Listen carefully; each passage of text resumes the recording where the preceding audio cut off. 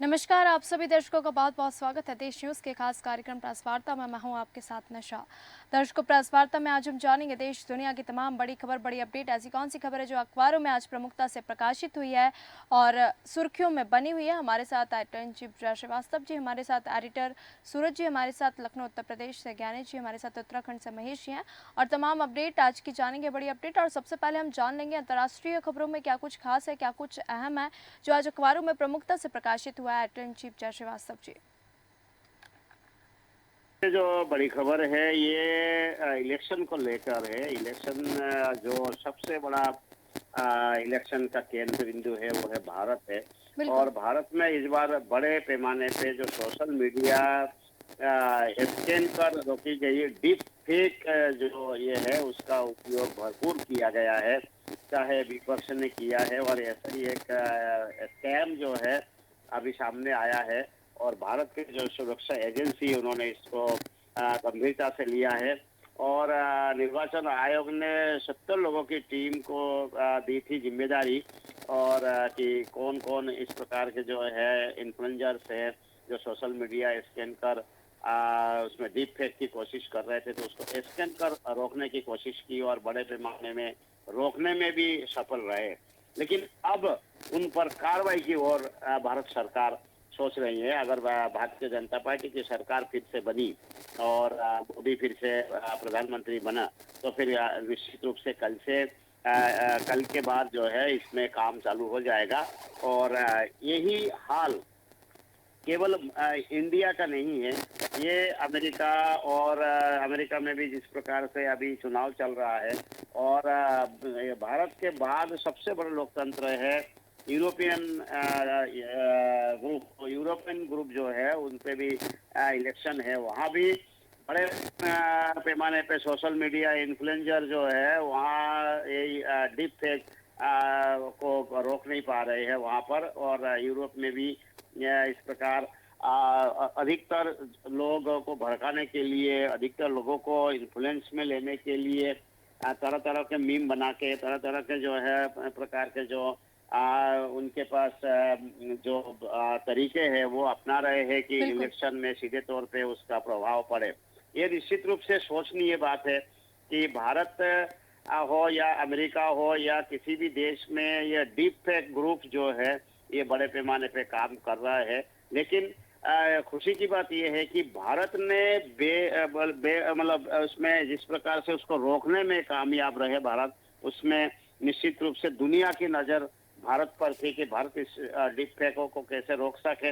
लेकिन रोकने में कामयाब रहे। केवल रोकने बिल्कुल। में ही नहीं, उनके नाम उजागर कर दिया। ऐसे 17 एजेंसियों को उन्होंने चेकलिस्ट किया है और अब जाके शायद उनके ऊपर कार्रवाई करने की ओर अग्रसर हो रहे भारत। तो बिल्कुल। इसमें एआई का उपयोग भी किया गया और बड़े पैमाने पे जिस प्रकार से इलेक्शन केवल भारत नहीं यूरोप में अमेरिका में सब दूर कर रहे हैं, इससे सारे लोग भारत से ये मांग रहे हैं कि आपने कैसे रोकने में इसको कामयाब रहे, ये इसकी जानकारी दे। इस उपयोग को पहले भी जो आपने देखा होगा, जो किसान आंदोलन है उसमें भी डीप फेक के काफी उपयोग किया गया था। तो निश्चित रूप से ये एक बहुत बड़ा ये होगा भारत के लिए कि भारत ने रोकने में कामयाब पाकर निश्चित रूप से दुनिया का जो ध्यान है वो अपनी ओर खींचा है। बिल्कुल। दूसरा जो इजराइल है, इजराइल के यातनाओं के एक मंत्री ने यातनाओं को ही उसमें धमकी दी है अपने ही सरकार को कि यदि हमास के साथ में पूरे युद्ध खत्म होने तक युद्ध नहीं लड़ा गया तो सरकार गिरा देगी। बिल्कुल। इसके मतलब यही है कि जो हम लोग कल तक सोच रहे थे कि अब जो है गाजा को तहस नहस कर दिया गया, हमास को तहस नहस करने में काफी इसमें कामयाब रहे। ऐसे स्थिति में यदि दोनों पार्टी बैठ जाए तो निश्चित रूप से ये युद्ध समाप्ति की ओर जा सकता है। लेकिन कल के जो ये घटना है, अपने ही सरकार का एक मंत्री उठ के यदि ये धमकी देता है कि हम सरकार गिरा देंगे यदि हमास के साथ युद्ध खत्म होने से पहले युद्ध रोक दिए, तो हमास के खात्मे तक जो है युद्ध करने की इनकी मांग है। और निश्चित सोचने वाली बात है कि अगर ये युद्ध नहीं रुके तो और जनहानि की और जनहानि की संभावना वहां पर बनी रहेगी। बिल्कुल। अंतर्राष्ट्रीय स्तर पर इसके विचार मंथन किया जाना चाहिए कि किस प्रकार से इस युद्ध को विराम दिया जा सके। जी। और मालदीव के जो राष्ट्रपति मुइज्जू ने इजरायली नागरिकों को अपने देश में प्रवेश के लिए प्रतिबंध लगा दिया है। ये एक दुनिया के लिए एक ये है कि युद्ध भले हमास और इजराइल के बीच में हो रहा हो, किसी को समर्थन के लिए किसी देश के नागरिकों का प्रतिबंध लगाना ये कट्टरपंथी को दर्शाता है। इसका परिणाम जो है निश्चित रूप से मालदीव के लिए ठीक नहीं आएगा, क्योंकि इसमें इजराइल के समर्थन विरोध करना और हमास का समर्थन करना अपना अधिकार क्षेत्र में है, लेकिन ये भी अपने अधिकार क्षेत्र में होने के बाद भी मानवता के खिलाफ है, अंतर्राष्ट्रीय स्तर के जो नीति है उसके खिलाफ है यदि आप अपने देश के लिए किसी देश के नागरिकों के लिए प्रतिबंध लगाते हो। बिल्कुल। तो ये मालदीव के लिए मुझे लगता है कि आने वाले समय में जो इजराइल के समर्थक देश है उनके लिए मालदीव के प्रति जो है एक नफरत क्रिएट होगा। इसका खमियाजा जो है ये मालदीव को उठाना पड़ सकता है।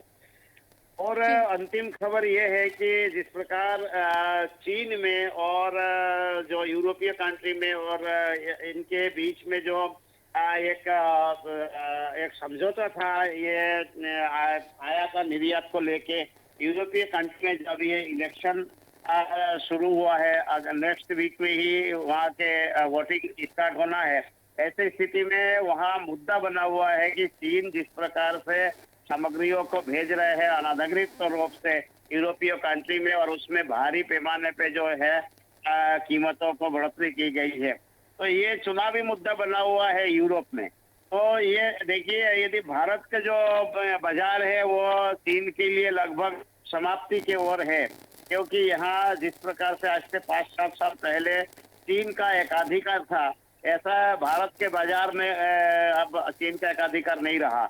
ऐसा ही स्थिति जो है अब अमेरिका और रूस में इतने बड़े पैमाने पे सामग्रियों की बिक्री चीनी सामग्री की बिक्री नहीं होते हैं।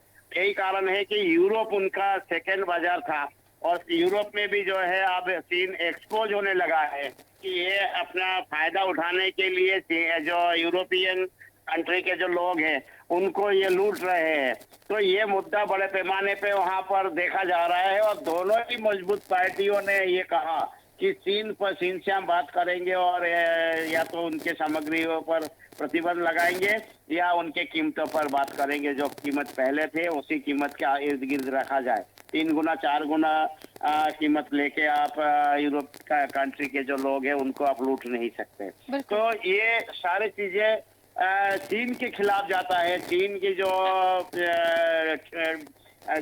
बढ़ोतरी है, जो आर्थिक स्थिति मजबूती की ओर जाता हुआ दिखाई दे रहा है, इसका सबसे बड़ा कारण है उनके सामग्रियों का अंतर्राष्ट्रीय बाजार पे बड़े पैमाने पे डिमांड होना है। और धीरे धीरे जैसे ही चीन की आर्थिक स्थिति इसीलिए खराब होने लगी है क्योंकि अधिकतर जगह से उनके सामग्रियों की जो है डिमांड कम होने लगी है, जिसमें सबसे बड़ा ये था मेन मुख्य मुद्दा रहा है भारत ने जैसे बंद किया अंतर्राष्ट्रीय स्तर पे इसका प्रभाव पड़ा और उसके उल्टा भारत ने उन जो छोटे छोटे खिलौनों से लेकर तमाम चीजों का निर्माण भारत में शुरू कर दिया है। तो दूसरे देशों के तुलना में जिस प्रकार से चीन ने बाजार पर कब्जा किया था कि शुरू में जो चीन है वो कम कीमत में सामग्री बेचना चालू किया था, सामग्री बेचने के साथ साथ जो है अंतर्राष्ट्रीय स्तर पे छा गया था। यही स्टाइल भारत अपना रहा है। दूसरी ओर जहां चीन ने कीमत बढ़ाया है वही भारत ने घटा दी है। इस कारण से भारतीय सामग्री जो है बिक्री अंतर्राष्ट्रीय स्तर से ज्यादा बढ़ गया है। बिल्कुल जी दिशा जी बिल्कुल। और तमाम राष्ट्रीय स्तर पर खबरें जान लेंगे क्योंकि लोकसभा चुनाव के 7 चरण पूरे हो चुके हैं। कल मतगणना यानी कि कल रिजल्ट का दिन है और रिजल्ट से पहले चुनाव आयोग आज प्रेस कॉन्फ्रेंस भी कर रहा है। सूरज, जिसको लेकर तमाम और क्या अपडेट सामने आ रही दर्शकों के साथ साझा करें। बिल्कुल निशा, जिस तरह से हमने देखा कि दुनिया के सबसे बड़े लोकतंत्र का महापर्व जो था वह पूर्ण हो चुका है। इससे पहले कि मैं लोकसभा चुनाव पर चर्चा करूं, मैं विधानसभा चुनाव से अपनी बात की शुरुआत करना चाहूंगा, क्योंकि विधानसभा चुनाव 2 राज्यों में हुए हैं जहां अरुणाचल और सिक्किम में विधानसभा चुनाव के परिणाम आ चुके हैं। बिल्कुल। मैं बताना चाहूंगा कि अरुणाचल में भारतीय जनता पार्टी ने रिकॉर्ड जीत एक बार फिर से दर्ज की है। बिल्कुल। दूसरी तरफ यदि हम देखें कि सिक्किम में भारतीय जनता पार्टी ने 31 सीटों पर चुनाव लड़ा, लेकिन वहां पर उनका खाता भी नहीं खुल पाया था। अरुणाचल बिल्कुल। प्रदेश में भारतीय जनता पार्टी की तीसरी बार सरकार बनने जा रही है। बताना चाहूंगा कि यहाँ पर 60 विधानसभा सीटें हैं, जिसमें से कुल 50 सीटों पर चुनाव हुए थे, क्योंकि 10 सीटों पर जो है निर्दलीय, मतलब यूं कहूं कि निर्विरोध चुनाव जीत चुके थे, तो यहाँ पर मतदान नहीं हुआ, लेकिन 50 सीटों पर मतदान हुआ है। और ये 10 सीट मिला करके यदि हम देखें तो भारतीय जनता पार्टी को लगभग जो है 36 सीटों पर जीत मिली है, क्योंकि यहाँ यदि हम बात करते हैं कि भारतीय जनता पार्टी ने वो 10 सीटें और ये 36 सीटें देखें तो 46 सीटों पर जीत हासिल की। 60 में से 46 सीटें भारतीय जनता पार्टी ने जीत करके वहां स्पष्ट बहुमत की सरकार बना ली है। यदि हम देखें कि अरुणाचल में कांग्रेस को केवल कांग्रेस के एक विधायक हैं जिनको जीत मिल पाई है। वहीं पर एनसीपी जो है, एनसीपी के भी 3 विधायक जीते हैं, एनपीपी के 5 विधायक जीते हैं, पीपीयू के 2 विधायक जीते हैं और निर्दलीय 3 विधायक जीते हैं अरुणाचल प्रदेश में। कुछ ऐसे हम देखें, हालांकि जो शिक्षा मंत्री रहे हैं अरुणाचल प्रदेश के ताबा टेडिल, वो याचली सीट से चुनाव लड़े थे और वहां पर उनके सामने एनसीपी के टोका तातुंग थे, जो 228 वोटों से टोका तातुंग एनसीपी के जीत गए हैं। और टेडिल 2019 में इसी सीट से निर्विरोध जीते गए थे, लेकिन इस बार उनको हार का सामना करना पड़ा है। बिल्कुल। बात करिए तो मैं सिक्किम की, कुछ सिक्किम में 32 सदस्यों वाली सीट है और यहाँ सिक्किम क्रांतिकारी मोर्चा ने दूसरी बार बहुमत पाया है। ये 32 में से 31 सीटों पर एसकेएम मतलब सिक्किम क्रांतिकारी मोर्चा पार्टी ने जीत हासिल की और केवल एक सीट जो है वो एसडीएफ हो गई। यहाँ भाजपा कांग्रेस का खाता भी नहीं खुल पाया है।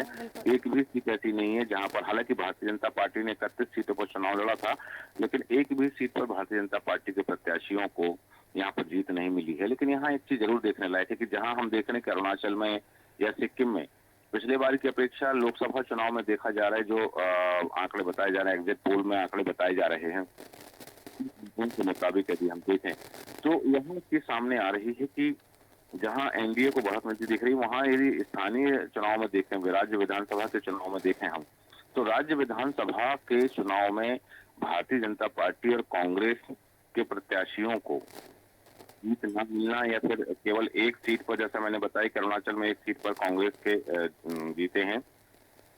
हालांकि भारतीय जनता पार्टी ने अरुणाचल में 46 सीटें जीत करके बहुमत के साथ सरकार बनाने जा रही है और जो प्रेमा खांडू हैं वही उनको राज्यपाल ने कार्यवाहक सरकार के नेतृत्व करने की बात कह दी है।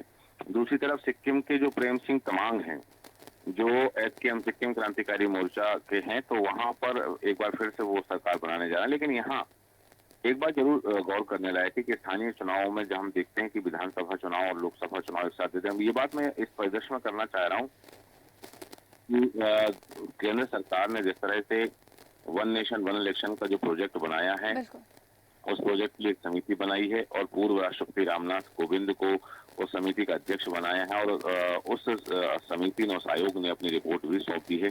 तो ऐसी स्थिति में जब हम देख रहे हैं कि अरुणाचल और सिक्किम में लोकसभा चुनाव के साथ ही विधानसभा चुनाव हुए हैं और यहाँ अलग अलग परिणाम हमें सामने देखने के लिए मिले। तो वन नेशन वन इलेक्शन की जो धारणा है वो इस भाव से कहीं प्रेरित नहीं होती है कि किसी एक राजनीतिक दल के पक्ष में बना हुआ माहौल विधानसभा चुनाव को भी प्रभावित कर सकता है, क्योंकि अरुणाचल के नतीजे और सिक्किम के जो नतीजे आए हैं विधानसभा के, उन्होंने हमको इस बात का बता दिया कि ये जो प्रणाली है ये कारगर साबित हो सकती है। क्योंकि स्थानीय चुनाव जो राज्य के चुनाव होते हैं वहां जैसा कि हमने देखा है सिक्किम में एसकेएम जो सिक्किम क्रांतिकारी मोर्चा है 31 सीटों पर 32 में से 31 सीट जीती और केवल यदि हम यूं कहें कि अब इस बार सिक्किम विधानसभा में विपक्ष का केवल एक ही विधायक होगा, एकमात्र विधायक एसडीएफ जो है उसके होंगे।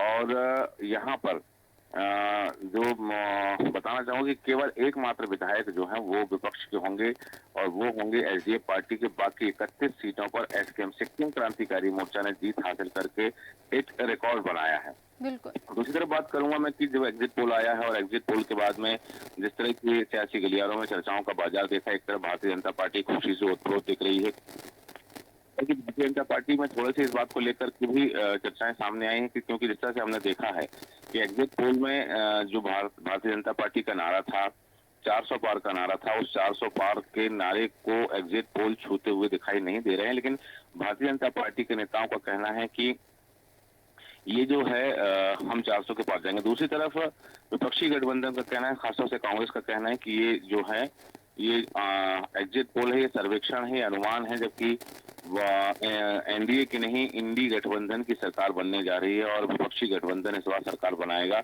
और वह जो मैजिक फिगर है, उस मैजिक फिगर 273 के आगे जाएगा वो मैजिक फिगर, और उस मैजिक फिगर को क्रॉस करके विपक्षी गठबंधन जो है, इंडिया अलायंस जो है, वो सरकार बनाएगा। तो इस तरह की बयानबाजी भी चालू हो गई। दूसरी तरफ यदि हम देखें कि जहां हम दिल्ली की राजनीति की बात करते हैं तो एक बड़ी खबर चर्चा में रही है, क्योंकि 2 जून को जो 21 दिन की अंतरिम जमानत मिली थी 10 मई को दिल्ली के मुख्यमंत्री अरविंद केजरीवाल को, तो कथित शराब घोटाले में कल उनको सरेंडर करना पड़ा है और 2 जून को उनकी जो म्याद थी अंतरिम जमानत की वह खत्म हो गई है। केजरीवाल ने हालांकि कहा है एग्जिट पोल को लेकर कि एग्जिट पोल झूठ बोल रहे हैं, अब इस बार जो है भारतीय जनता पार्टी सरकार में नहीं आ रही है। हालांकि आपको बताना चाहूंगा कि कल जब उन्होंने सरेंडर किया है तो वीसी के माध्यम से उनको कोर्ट में पेश किया गया था और 5 जून तक की न्यायिक हिरासत में उनको तिहाड़ जेल भेज दिया गया है।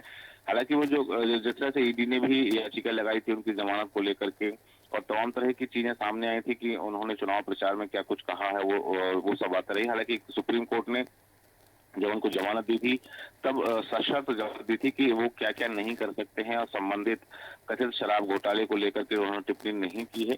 पार्टी के पक्ष में जो प्रचार किया है देखना दिलचस्प होगा कि वो कितना कारगर साबित होगा। दूसरी तरफ बात करूंगा कि कल जैसा आपने शुरुआत की कि कल परिणाम का दिन है, सुबह 7 बजे से रुझान आना जो है चालू होंगे और उसके बाद में जैसे ही मतपत्र की गिनती होगी, क्योंकि जो पोस्टल बैलेट है, पोस्टल बैलेट में डाक मतपत्र उनकी गिनती पहले होनी है। हालांकि हर बार होता है, लेकिन इस बार एक नई चीज सामने आई है कि जिस तरह से जो इंडिया गठबंधन है उन्होंने चुनाव आयोग से शिकायत की है कि डाक मतपत्र में गड़बड़ी की आशंका है, इसलिए उनकी गिनती पहले हो। हालांकि उनकी गिनती हर बार पहले ही होती है, सबसे पहले डाक मतपत्र ही निकाले जाते हैं, उनकी गिनती होती है, पहले टोटल काउंटिंग होती है, फिर उसके बाद में किस राजनीतिक दल को, किस प्रत्याशी को कितने मत मिले हैं उसके आधार पर उसकी गणना होती है और वो आंकड़े जारी किए जाते हैं सबसे पहले। इस बार विपक्षी गठबंधन ने जो है उसको लेकर के जो बात कही है कि उसमें गड़बड़ी की संभावना है, वो गड़बड़ी की संभावना को देखते हुए उन्होंने आग्रह किया है कि सबसे पहले उनकी गिनती हो। तो स्वाभाविक बात है कि सबसे पहले उनकी गिनती होती और होगी और उसके बाद में डाक मत पत्र के जो अंक हैं वो सार्वजनिक किए जाते हैं, उसके बाद में ईवीएम से काउंटिंग चालू होती है। मैं बात करूं कि दोनों राजनीतिक दलों भारतीय जनता पार्टी ने भी और कांग्रेस ने भी मतगणना को लेकर के तमाम तरह की तैयारी कर ली है और यहाँ तक कि कांग्रेस ने सभी जो ट्रेनिंग दी गई है, कांग्रेस और भारतीय जनता पार्टी के एजेंटों को जो ट्रेनिंग दी गई है, क्योंकि जो प्रत्याशी के जो एजेंट होंगे वहां पर प्रतिनिधि होंगे मतगणना स्थल पर कि वो किन किन बिंदुओं का ध्यान रखेंगे। बिल्कुल जी, माफी चाहूंगा कि वो किन किन बिंदुओं का ध्यान रखते हुए मतगणना पर ध्यान रखें कि यदि किसी तरह की जो गड़बड़ियों की संभावना बताएगी कि क्या क्या गड़बड़ियां हो सकती हैं, यदि उस तरह की कोई गड़बड़ी सामने आती है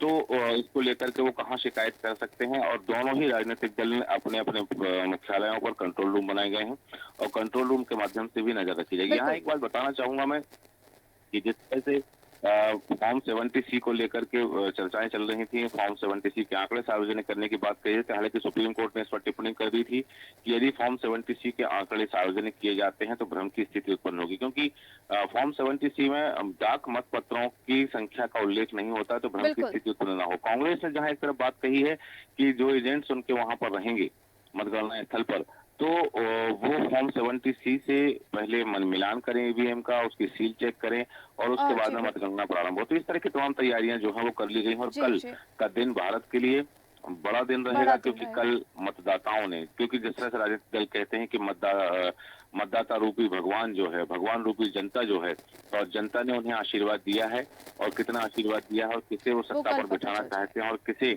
बिल्कुल जी ये क्या भूमिका तय की है, यह कल स्पष्ट हो जाएगा और पूरी दुनिया की नजर भारत के चुनाव परिणाम पर। बिल्कुल जी सूरज जी, मैं आपको यहाँ रोकूंगी और उत्तर प्रदेश की अपडेट ले लेंगे हमारे साथ ज्ञानेश जी। ज्ञानेश जी, उत्तर प्रदेश में आज कुछ क्या खास और बड़ी खबर सामने आ रही, दर्शकों के साथ साझा करें।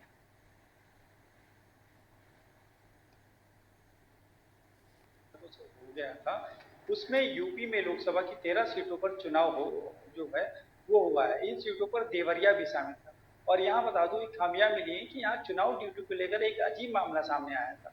यहाँ तकरीबन 4 माह पहले मर चुकी एक महिला टीचर की भी मतदान संपन्न कराने के लिए चुनाव ड्यूटी लगा दी गई और प्रशिक्षण के दौरान उपस्थित न देखकर जिम्मेदारों ने उसके खिलाफ एफआईआर भी दर्ज करा दी। अब मामले को आप पता चला तो हड़कंप मचा हुआ है। वहीं मैं बात करूंगा निशा की लोकसभा चुनाव का 7वां और अंतिम चरण शनिवार को पूरा हो चुका। मतगणना के बाद नतीजे 4 जून को आएंगे, जो कि कल आने हैं। इस बीच मतदान पूरा होते ही अलग अलग एजेंसियों के एग्जिट पोल सामने आने लगे। आपको बता दूं एक एजेंसी के ज्वाला जो पोल सर्वे के मुताबिक बीजेपी यूपी में अमेठी, रायबरेली और जौनपुर जैसी महत्वपूर्ण सीट हार रही है। ये सर्वे समाजवादी पार्टी और कांग्रेस गठबंधन को यूपी में 18 सीटें दे रहा है। वहीं मैं बात करूंगा देश भर में लगभग 20 लाख सैंपल पर आधारित स्कूल ऑफ पॉलिटिक्स के एग्जिट पोल सर्वेक्षण में इस राय का खुलासा हुआ है। बिल्कुल। एग्जिट पोल में एनडीए को देश भर में 49.30% वोट के साथ में 367 से 403 सीटें मिलने का दावा किया जा रहा है और इंडिया अलायंस को इस एग्जिट पोल में 38.40% वोटों के साथ में 129 से 161 सीटें दी गई। जी जबकि बिल्कुल। अन्य को 12.30% वोटों के साथ 7 से 18 सीटें मिलने का दावा किया गया है। इस सर्वे रिपोर्ट के मुताबिक अकेले भाजपा को देश भर में 318 से 342 तक सीटें मिल सकती और जबकि कांग्रेस 53 से 66 सीटें जीत सकती है। बिल्कुल। एग्जिट पोल में टीएमसी को 19 से 23 और डीएमके को 18 से 22 और टीडीपी को 13 से 16 सीटें मिलने की उम्मीद जताई जा रही है।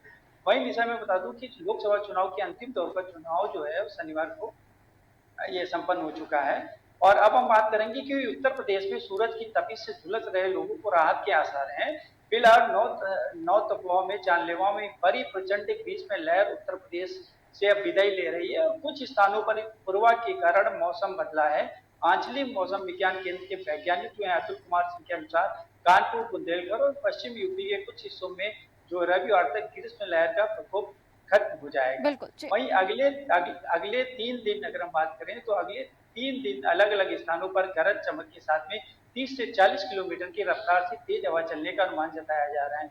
बुंदेलखंड व मध्य यूपी में शनिवार को ग्रीष्म लहरी जानलेवा साबित हुई। निशा बता दूं भीषण लू ने बीते 24 घंटों में यूपी में 3 मतदान कर्मियों समेत 63 लोगों की जान ले ली और इनमें सर्वाधिक 10 लोगों की मौत लखनऊ और प्रतापगढ़ में हुई है। बांदा में 8 लोगों को लू लगने से मौत हुई। वहीं चित्रकूट में 5 लोगों ने दम तोड़ दिया और हमीरपुर और मौवे में 4 मौतें हुई हैं। प्रयागराज में 8 और कौशाम्बी में 2 लोगों की लू लगने से मौत की खबर सामने आई। वहीं पूर्वांचल में शनिवार को चुनाव ड्यूटी में लगे 3 मतदान कर्मियों समेत 8 लोगों की मौत की सूचना आई है। इनमें 2 कर्मचारी मिर्जापुर और एक गाजीपुर का है। मिर्जापुर में 48 वर्षीय उमाशंकर नपा में सफाई कर्मी था और बिल्कुल। पॉलिटेक्निक में उसकी ड्यूटी लगी थी। लू लगने से उसकी मौत हुई है। जी ज्ञानेश। वहीं मैं बता दूं निशा की अघोषित बिजली कटौती से लोग काफी उत्तर प्रदेश में परेशान हो, साथ ही साथ में लखनऊ में बिजली विभाग लगातार कटौती कर रहा है। यूपी के कई जिलों में भीषण गर्मी के चलते जनजीवन अस्त व्यस्त है। ऐसे में बिल्कुल। अघोषित बिजली कटौती भी लोगों को जी जी परेशान कर रही है। जी ज्ञानेश जी, मैं रुकूंगी और उत्तराखंड की भी अपडेट ले लेंगे। हमारे साथ महेश जी तमाम उत्तराखंड की जो अपडेट है आज जो लगातार सुर्खियों में बनी हुई है दर्शकों के साथ साझा करें। जैसा कि मैं बता दूं कि उत्तराखंड में 5 लोकसभा सीट है। इनके जो अभी रुझान आए हैं जो इस तरीके से सर्वे हैं उसमें ये 3 सर्वों ने 5 की 5 सीट भारतीय जनता पार्टी को दी थे। उसके उलट पूर्व मुख्यमंत्री हरीश रावत ने कहा है कि ये सब मोदी सर्वे हैं जिसमें यकीन नहीं किया जाए 4 तारीख में बिल्कुल स्थिति स्पष्ट हो जाएगी। तो वहीं गणेश गोंदियाल जो पूर्व अध्यक्ष रहे हैं कांग्रेस के, उन्होंने कभी कहना यह है कि ये सब लोग अभी भ्रमित करने का प्रयास कर रहे हैं, कार्यकर्ता मनोबल ना तोड़े और वो 4 तारीख का इंतजार करें। तो साथ ही उन्होंने ये भी कहा है कि कार्यकर्ता अपने धैर्य के साथ साथ इस तरह के विवाद में न फंसे। तो वो दूसरी दिशा में बता दूं कि नैनीताल में कल की पीठ के पीछेश्वर आचार्य प्रमोद किशन आए थे। उन्होंने कहा कि नरेंद्र मोदी तीसरी बार एनडीए की सरकार बन रही है और 4 जून को जैसे ही ये फैसला आएगा तो उधर कांग्रेस में विभाजन हो जाएगा। उन्होंने स्पेशल फोकस करते हुए कहा कि कांग्रेस में विभाजन हो जाएगा।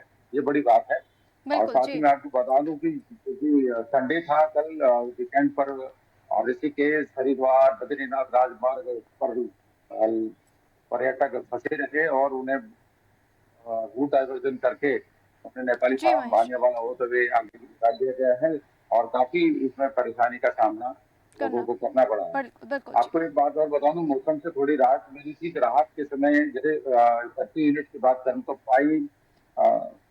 5.8 पॉइंट यूनिट जो है उसमें कमी आई है, यानी कि लगभग 1 करोड़ के आसपास की कमी आई है। उधर ऋषिकेश में पंजीकरण जैसे ही स्वराज पूरा हुआ तो वहां पर जो यात्री आए थे उन्होंने हंगामा कर दिया और आईएसबीटी पर उन्होंने लगातार लगभग 1.5 2 घंटे अपने नारेबाजी की और सरकार को घेरने का प्रयास। जी जी जी महेश जी। निशा, एक बात आपको और बता दूं, एक छोटे से मामूली विवाद को लेकर के एक दो पक्ष आपस में भिड़ गए और दोनों वहां आपस में लहूलुहान हो गए और अस्पताल में भर्ती हैं।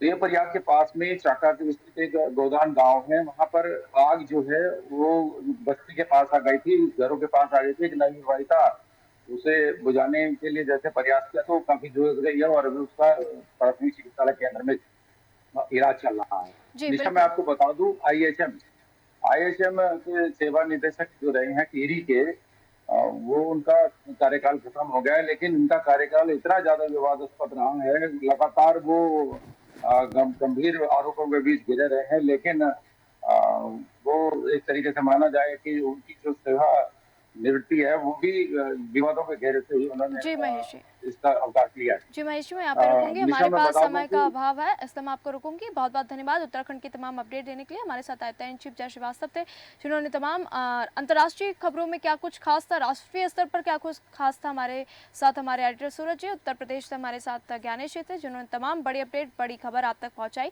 तो दर्शकों, प्रेस वार्ता में फिलहाल इतना ही, मुझे दीजिए इजाजत, नमस्कार।